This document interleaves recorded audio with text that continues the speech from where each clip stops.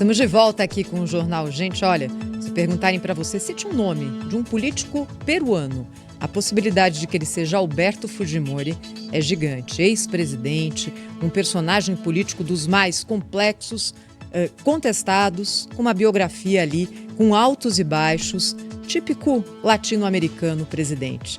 Morreu ontem aos 86 anos e o jornalista Cláudio Zaidan está ao vivo aqui no Jornal da Gente para lembrar um pouco da biografia e do papel histórico de Alberto Fujimori. Muito bom dia, Zaidan. Olá, Thaís. Bom dia. Bom dia a todos os colegas.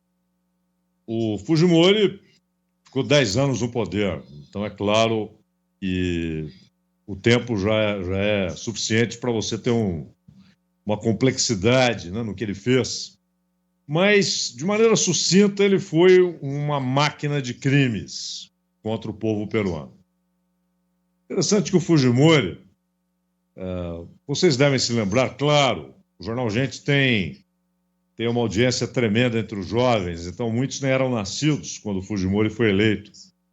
Mas acho que todos nós aqui nos lembramos, né, daquela figura desconhecida, um professor,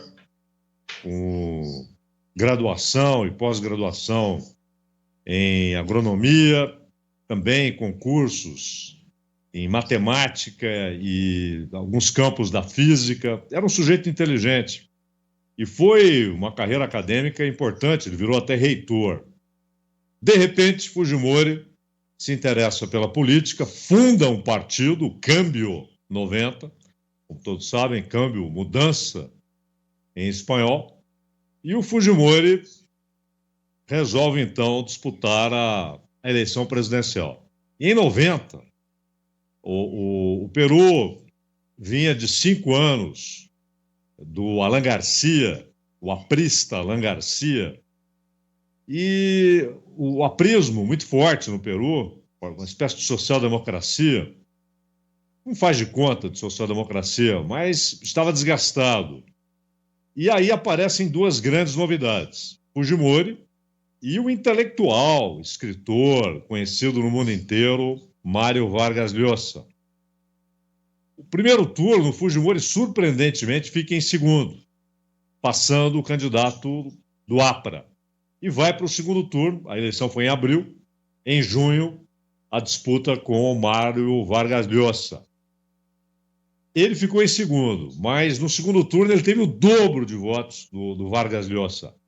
Foi uma surra. E muita gente não quis votar no Vargas Llosa porque temia um discurso excessivamente liberal.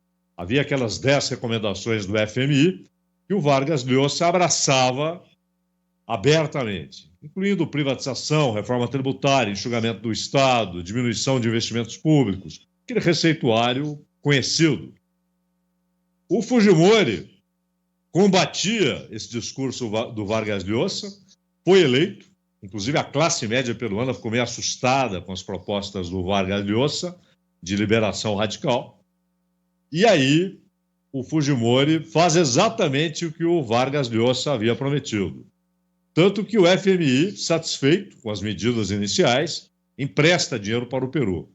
Tudo vai bem, dentro do esperado, até 92. Em 92, ele dá um golpe de Estado em si mesmo, né? Ou seja, um autogolpe. Ele encerra aquele período democrático, fecha o Congresso, fecha tribunais superiores do Peru, coloca indicados seus nesses tribunais e transforma o seu governo numa tirania que logo, logo desencadeia a ação de esquadrões da morte. O mais conhecido deles, o Grupo Colina, comandado por um general, mas que tinha como cabeça, como ideólogo, o Montesinos, que era o braço direito do Fujimori. Eles mataram muita gente, inclusive houve um ataque a um bairro pobre do Peru, e depois o Fujimori alegou que eles acharam que eram guerrilheiros do Sendero Luminoso. Ora, era gente desarmada, foi barbaramente assassinada. Fujimori esterilizou mais de 300 mil mulheres, todas pobres, campesinas, indígenas, inclusive utilizando verba que lhe foi, isso depois ficou demonstrado, que começou a ser entregue pelo Bush pai e depois, principalmente no governo Bill Clinton, os Estados Unidos entregaram, oficialmente era dinheiro para a saúde pública, mas o governo dos Estados Unidos sabia que aquele dinheiro estava sendo utilizado para a esterilização forçada de mulheres peruanas. Centenas de milhares foram esterilizadas. Houve corrupção, depois admitida pelo próprio Fujimori, suborno.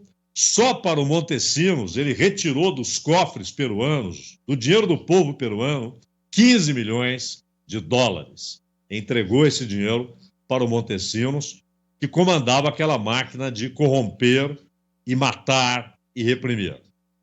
E esses 10 anos acabaram se transformando nisso. Um governo que parecia promissor, de alguém que não tinha ligações partidárias, fundou o próprio partido, não havia histórico de corrupção, era um acadêmico com uma carreira brilhante e, de repente, ele se tornou uma máquina de crimes contra o povo peruano, com assassinatos, com esquemas terríveis e pesados de corrupção.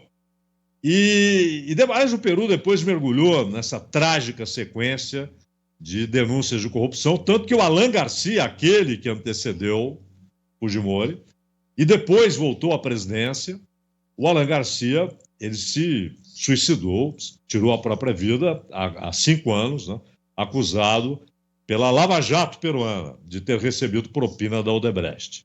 Mas foi isso, foram 10 anos, claro, não temos tempo para nos aprofundarmos na figura de Fujimori, mas ele se tornou, infelizmente, repito, uma máquina de crimes, uma tragédia que atingiu o povo peruano. Alberto Fujimori, ex-presidente do Peru, que morreu ontem aos 86 anos. O velório dele começa hoje na capital Lima. Cláudio Zaidan, muito obrigada, hein, Zaidan, por refrescar aqui a nossa memória e contar essa história para quem ainda não a conhecia. Até a próxima, Zaidan. Até a próxima, um abraço. Um abraço, esse aqui é o Jornal Gente, informação ao vivo para todo o Brasil pela Rádio Bandeirantes e pela Band News.